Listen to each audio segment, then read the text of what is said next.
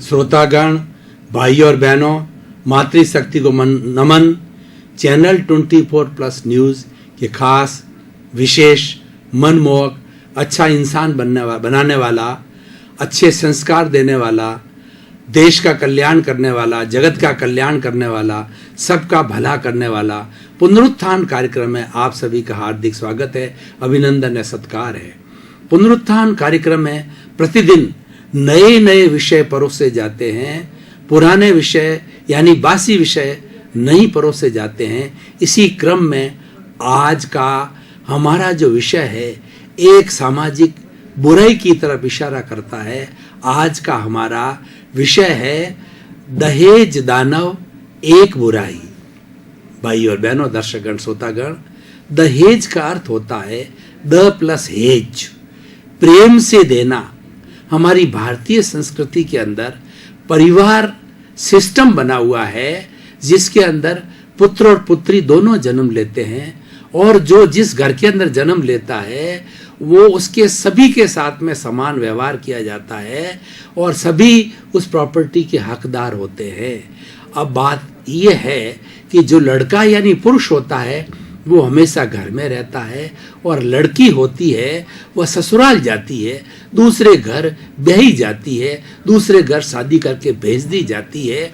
तो उसकी प्रॉपर्टी का हिस्सा जो है वह दहेज के रूप में राजी को सी दिया जाता है।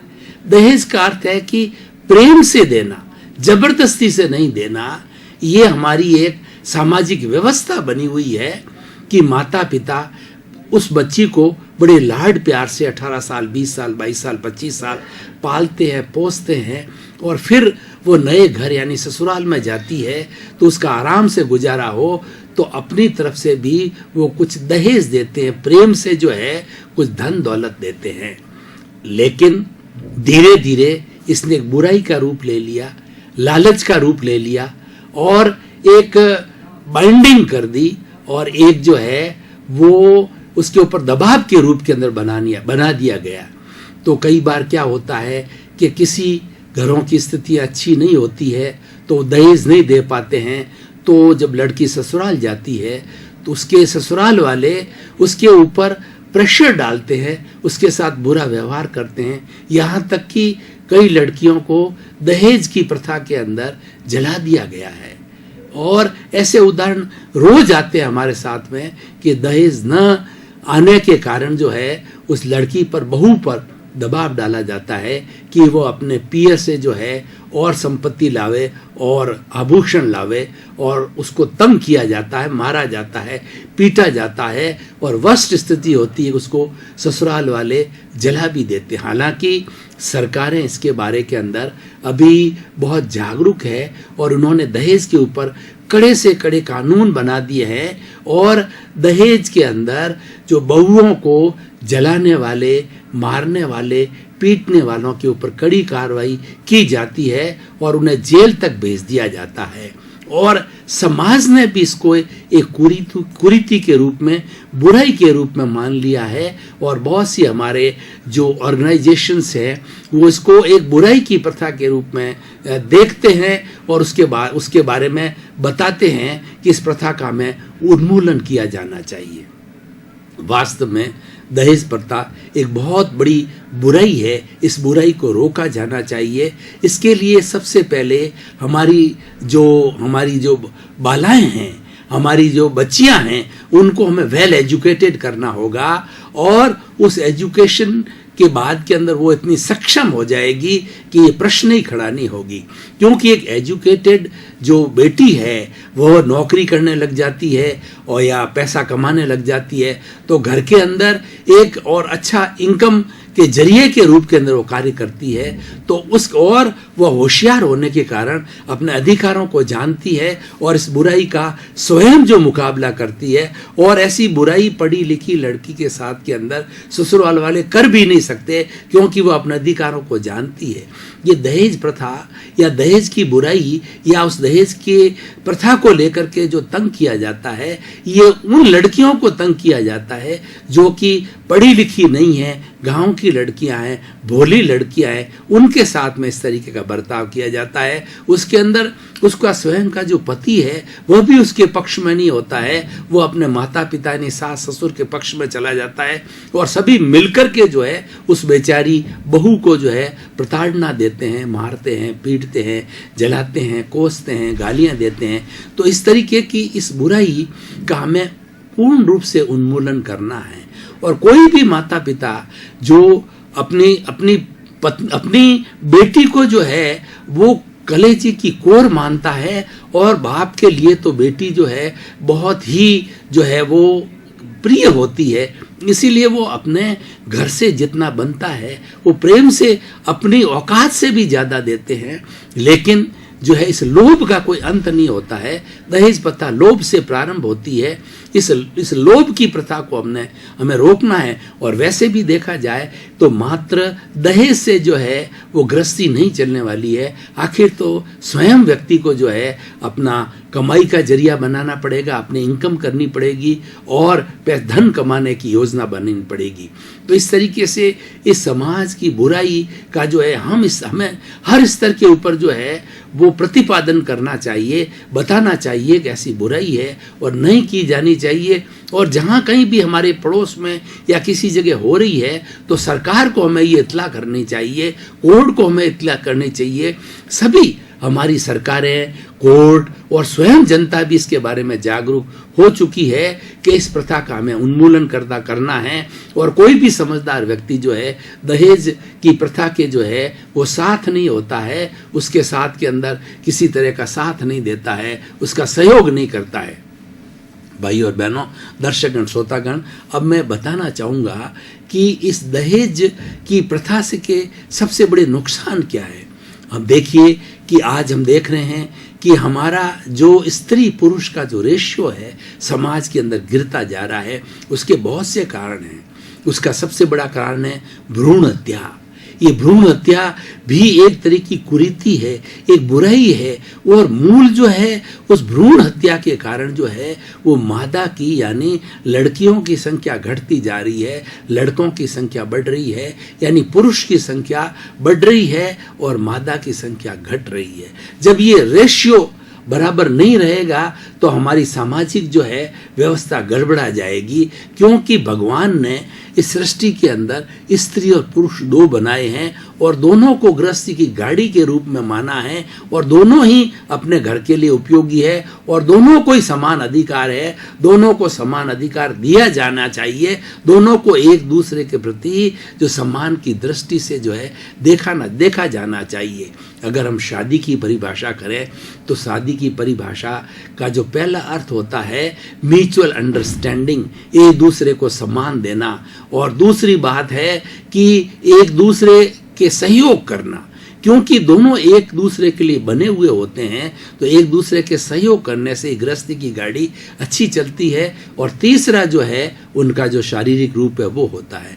तो कहने का अर्थ ये होता है कि हमारी जो परिवार की जो व्यवस्था है, परिवार का सिस्टम है, बहुत ही सुंदर है। अब तो न्यूक्लियर फैमिलीज हो गई है। पुराने जमाने के अंदर जॉइंट फैमिलीज हुआ करती, 2-2, 3-3 पीढ़ियां, 100-100 मेंबर जो है एक छत के नीचे, 3-3 जनरेशन एक छत के नीचे जो है संयुक्त परिवार के रूप के अंदर रहा करते थे और बड़े एंजॉय के साथ वो रहा करते थे। किसी को कोई कष्ट नहीं होता था और उनमें एकता इतनी होती थी, कोई भी बाहर की ताकत जो है उसको परेशान नहीं कर सकती थी, उस पर हाथ नहीं डालती थी, क्यों उनको पता रहता था कि ये जॉइंट फैमिली है और इसके अंदर बड़ी एकता रहती है। और जॉइंट फैमिली के बहुत बड़े फायदे हैं। जॉइंट फैमिली की शोहरत जो है गांव के अंदर, देश के अंदर भी फैल जाती थी। इसके बहुत बड़े फायदे हैं। दर्शकगण, श्रोतागण, भाई और बहनों, निर्धारित विषय पर हमने काफ़ी गहन चिंतन किया। अब थोड़े समय के लिए तरोताज़ा होने के लिए ब्रेक ले रहे हैं। ब्रेक के बाद पुनः हाजिर होंगे।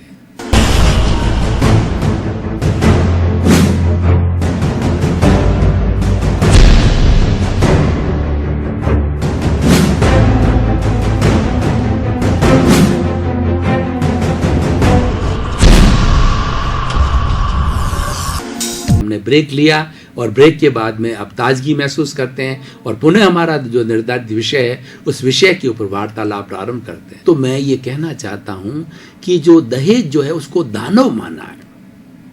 दानव का मतलब राक्षस, ये बहुत बड़ा राक्षस है क्योंकि हमारी बहन बेटियों को, बहुओं को लील जाता है। ये ऐसा भयानक रोग है, एक ऐसा भयानक लोभ है जिसके कारण जो बेटी की, बहू की जान तक चली जाती है। तो हमें वैसे ही हमारा रेशियो कम हो रहा है और वैसे ही किसी दहेज के मामले के अंदर किसी को तंग करना ये अमानवीय व्यवहार है, ये राक्षसी व्यवहार है, ये पशु का व्यवहार है। आज हम इंटरनेट के युग में जी रहे हैं, ग्लोबलाइजेशन, प्राइवेटाइजेशन, लिबरलाइजेशन का युग है, वसुधैव कुटुंबकम का युग है। संपूर्ण सृष्टि जो है वो एक परिवार के रूप में हो गई है। तो हमें अपना नजरिया बदलना पड़ेगा। हमें अपने घर के हर सदस्य को जो है पूरा सहयोग करना होगा, उसे आदर देना पड़ेगा और उसका दायित्व और जो अधिकार है उसको समझाया जाना चाहिए। हर एक का दायित्व है तो अधिकार भी है। सबसे पहले दायित्वों का निर्वाह करने से अधिकार ऑटोमेटिकली आ जाते हैं। अच्छे परिवार के लिए, स्वस्थ परिवार के लिए दहेज दानव को उन्मूलन कर देना चाहिए। जिस तरीके की मेडिकल साइंस ने आज जो मलेरिया का जो है पूर्ण रूप से उन्मूलन इस संसार से कर दिया है और बहुत हद तक जो टीबी की बीमारी है इसका भी उन्मूलन कर दिया गया है, क्योंकि इस तरीके का जो है वो निदान जो है प्राप्त कर लिए गए हैं कि ये बीमारी को जड़ से काट दिया गया, बीमारी हो ही नहीं। इसीलिए आज इस विषय के माध्यम से मैं अनुरोध करना चाहूँगा पुनरुत्थान कार्यक्रम के माध्यम से, चैनल 24 के माध्यम से, कि भाइयों और बहनों इस दानव को अपने पास फटकने न दें और घर के अंदर कहीं पर भी इस दानव के बीज अगर मान लो प्रारंभ होते हैं तो प्रारंभ से इसकी जड़ काट देनी चाहिए। कोई भी घर का सदस्य इस कुरीति में शामिल होता है उसकी निंदा की जानी चाहिए और उसको इस कुरीति से रोका जाना चाहिए। सबसे पहले इस कुरीति को रोकने के लिए हमें व्यक्ति के स्तर पर जो है वो सुधार करना होगा। व्यक्ति के अंदर लोभ की जो भावना है उसकी जगह में अनासक्ति की भावना लानी, माइंड सेट को बदलना पड़ेगा कि आखिर हम दहेज जो है दानव को क्यों पाल रहे हैं, दहेज के लिए हम क्यों दबाव दे रहे हैं। अगर किसी को अपना बेटी को देना है तो वो निश्चित रूप से देता है और प्रेम से देता है। इसकी परिभाषा भी यही है कि दहेज मतलब प्रेम से दिया जाए। तो हम इलीगल रूप से हम दबाव डाल करके जो है वो धन को प्राप्त करना, ये हमारा क्या अधिकार है, हमारा क्या ये दायित्व है और हम इसको क्यों चाहते हैं, ये चिंतन का विषय है। ये प्रारंभ के अंदर ही आदमी के माइंड सेट के अंदर ये बिठा देना चाहिए कि दहेज एक कुरीति है, दहेज एक बीमारी है और व्यक्ति को ये ओथ लेनी चाहिए कि मैं दहेज जो है प्रथा से बिल्कुल अलग रहूँगा। और उसके अतिरिक्त जो है एक दूसरा सुझाव मेरा ये है कि जो व्यक्ति दहेज की मांग करे वहाँ पर अपनी बेटी को नहीं ब्याहना चाहिए। इस प्रकार हम बहिष्कार करेंगे तो निश्चित रूप से समाज के अंदर सुधार आएगा, क्योंकि हम जो है वो दबाव के साथ के अंदर अपनी बेटी को क्यों दें। क्या हम अपनी बेटी को बेचना चाहते हैं? क्या वो अपनी वो बहू को जो है बहू को धन के साथ के अंदर जो है वो खरीदना चाहता है? तो इस तरीके का जो है हम जो ये तो एक रिश्ता जन्म जन्मांतर का रिश्ता होता है शादी का, इसको शुद्ध रूप में पवित्र रूप के अंदर लिया जाना चाहिए। इसको धन से क्यों जोड़ा जाना चाहिए? प्रेम से जोड़ा जाना चाहिए, सौहार्द से जोड़ना चाहिए, सत्कार से, आदर के साथ के अंदर और सम्मान के साथ के अंदर जोड़ा जाना चाहिए। इसीलिए हमें प्रतिकार करना चाहिए समाज में ऐसा जहाँ कहीं हो रहा हो। उसके अतिरिक्त जिस समाज के अंदर बुराई पनप रही है तो समाज के वरिष्ठ लोग हैं, चिंतक हैं, उन लोगों को जो है जो करने वाले हैं उनको प्रेम से समझाना चाहिए। और अगर प्रेम की भाषा वो नहीं समझते हैं तो इस तरीके की शिकायत जो है सरकार से, कोर्ट के माध्यम से, पुलिस के माध्यम से की जानी चाहिए। वैसे भी आज जो है सरकार, पुलिस और जुडिशरी इसके अंदर बहुत बड़ा सहयोग कर रही है, क्योंकि वो जानते हैं कि ये बुराई हमारे समाज के अंदर जो है वो बैठती जा रही है। समाज के अंदर जो है ये आगे से आगे बढ़ती जा रही है, तो इसको तो इसी स्तर के ऊपर रोका जाना चाहिए।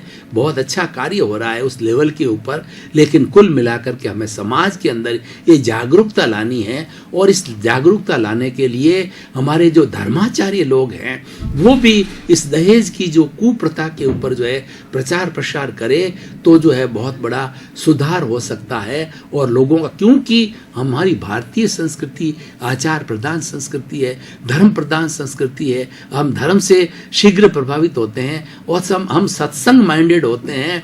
हर जो है परिवार के लोग जो है सत्संग सुनने जाते हैं, उनकी बात का, अपने धर्माचार्यों का बात का बहुत प्रभाव पड़ता है। इसीलिए इसको धर्म से भी जोड़ा गया है। हमारे शास्त्रों के अंदर दहेज को एक अपराध माना गया है, दहेज को एक पाप माना गया है। तो ये बहुत बड़ा पाप जो व्यक्ति करता है, उसके पाप के जो परिणाम है, व्यक्ति को आने वाले जन्म के अंदर बहुत से दुख उठाने पड़ते हैं, तकलीफ उठानी पड़ती है। इसीलिए कुल मिलाकर के भाई और बहनों, निष्कर्ष रूप के अंदर मैं ये इस एपिसोड के माध्यम से, इस विषय के माध्यम से कहना चाहूँगा कि हम एक पूरे समाज के अंदर स्वस्थ वातावरण बनाएं कि लड़का हो चाहे लड़की हो, दोनों आदरणीय हैं, दोनों का समाज के अंदर बराबर अधिकार है, समान अधिकार है, और दोनों को जो है समान विकास के अवसर दिए जाने चाहिए।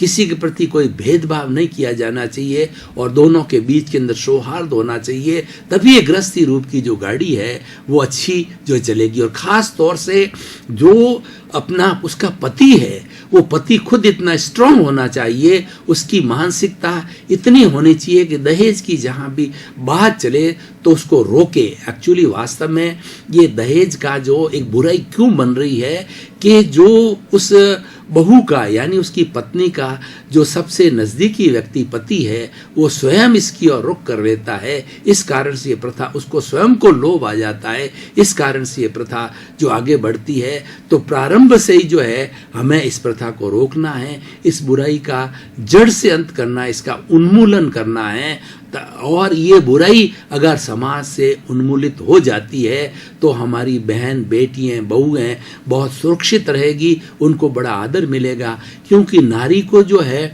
वो समाज के अंदर आदर दिया जाना चाहिए। जननी जन्मभूमिश्च स्वर्गदा गरीयसी, यानी जननी और जन्मभूमि है वो स्वर्ग से भी बढ़कर के होती है, उसका स्थान बहुत ऊंचा होता है। माँ का स्थान जो है कोई भी भगवान भी नहीं ले सकता है। तो ऐसी पूजनीय नारी होती है, उस नारी के साथ के अंदर इस तरीके का बुरा बर्ताव, दानवी, इसलिए इसको दहेज को दानव करता है, दानवी अगर व्यवहार किया जाता है तो ये बहुत घृणित है, इसको रोका जाना चाहिए। भाई और बहनों, दर्शकगण, श्रोतागण, आज के हम जो वर्तमान का सिनेरियो इसकी तरफ देखें कि आज हमारे समाज के अंदर ये बुराई है काफ़ी हद तक जो है घर कर गई है। रोज़ हम अखबारों के अंदर पढ़ते हैं कि दहेज को लेकर के फलां बहू को जला दिया गया, फलां जगह पर बहू को पीटा गया, और उसके साथ साथ उसके परिणाम भी सामने आते हैं कि सास ससुर को और पति को जो है जेल भी हो गई है। तो इस तरीके से जो आज ये बुराई समाज के अंदर घर कर गई है, तो इसके बारे के अंदर हमें चिंतन किया जाना बहुत ही अति आवश्यक है। और इस दहेज की प्रथा को रोकने के लिए हमारी जो शिक्षा व्यवस्था है उसके अंदर भी कुछ चैप्टर्स जोड़े जाने चाहिए। उसके बारे के अंदर जो है अच्छे अच्छे आर्टिकल्स लिखे जाने चाहिए, अच्छे अच्छे अध्याय जोड़े जाने चाहिए कि और जो पहले रिफॉर्मेंस हुआ करते थे, जो हमारे जो राजा राम मोहन राय वगैरह थे, जो धर्म सुधारक थे, उन्होंने भी इस प्रथा का, उस समय में भी सती प्रथा, दहेज प्रथा उस समय में भी जो है बहुत प्रचलित हो गई थी, और उन्होंने इस पर कुठाराघात करने के लिए जो समाज के अंदर एक बहुत बड़ा वातावरण बनाया था और समाज के अंदर एक पुनरुत्थान किया था, समाज में एक जागृति लाए थे कि इसको रोका जाना चाहिए। तो आज पुनः वही स्थिति बनती जा रही है, क्योंकि लोगों के अंदर लोभ की प्रवृत्ति ज़्यादा आ गई है। इसका एक कारण और भी है कि व्यक्ति को अपनी बहू से या उससे ज़्यादा जो है वो सम्मान या प्रेम आदर की भावना नहीं होती है, धन के लोभी होते हैं। कई ऐसे लोगों को देखा गया है कि वो धन के कारण जो है बड़े घर की बेटी को जो अपने यहाँ लाते हैं और ला करके और जो है वो कहना चाहिए कि वो जो उनको मिसअंडरस्टैंडिंग किया जाता है और उनको ब्लैकमेल किया जाता है, ताकि कि वो उसका जो पीयर वाला होते हैं वो धनवान होते हैं तो और भी पैसा अच्छी तरह से जो है वो गांठ लिया जाए। इस कारण से भी किया जाता है। हमारे पुराने जितने भी स्क्रिप्चर्स है, पुराने जितने भी धर्म ग्रंथ है, उनको उठा करके हम देखें तो दहेज की प्रथा पुराने ज़माने के अंदर दहेज की प्रथा बिल्कुल नहीं थी और कन्यादान किया जाता था। और आज भी होता है कन्यादान। दहेज को कन्यादान के रूप के अंदर दिया जाता है कि कन्या जो हमारे घर की जो है इतना 18-20 साल 25 साल घर में पाली पोसी होती है, तो वो जब दूसरे ससुराल के अंदर भेजी जाती है तो एक दान के रूप में, शुद्ध दान के रूप में उसको दिया जाता है। जब कोई भी चीज़ शुद्ध दान के रूप में आती है, कन्या एक दान के रूप के अंदर आती है और कन्या का दान दिया जाता है, तो कितना वो पवित्र दान होता है उसका भी हमें एहसास होना चाहिए। माता पिता कन्यादान करते हैं तो इस तरीके से ये समाज के अंदर जो हमारी जो शादी की व्यवस्था है, हमारे परिवार की व्यवस्था बहुत सुंदर व्यवस्था है। ऐसी व्यवस्था आपको वो पूरे विश्व के अन्य देशों के अंदर नहीं मिलेगी, क्योंकि भारतीय संस्कृति जो है, हमारी जो संस्कृति है बहुत आचार प्रधान संस्कृति है। दर्शकगण, श्रोतागण, भाई और बहनों, पुनरुत्थान कार्यक्रम को आप सफल बना रहे हैं और पुनरुत्थान कार्यक्रम के अंदर प्रतिदिन नए नए हमारे सामाजिक, आध्यात्मिक, राजनीतिक, समाज सुधार, समाज की बुराइयां उन और वर्तमान में समस्या, उनके समाधान के विषय लिए जाते हैं और उसके अंदर पूरा आप अच्छी तरह से भाग लेते हैं। और कुल मिलाकर के पुनरुत्थान कार्यक्रम का उद्देश्य है कि पब्लिक के अंदर अवेयरनेस आनी चाहिए, जागरूकता आनी चाहिए, यही इसका विषय है। और जगत कल्याण का जो हमारा उद्देश्य है, सर्वे भवन्तु सुखिनः सर्वे भवन्तु निरामया। इसी क्रम के अंदर आपका जीवन आनंदमय हो, मंगलमय हो, प्रेममय हो, सुखमय हो, आपके प्रति मंगल भावना शुभ।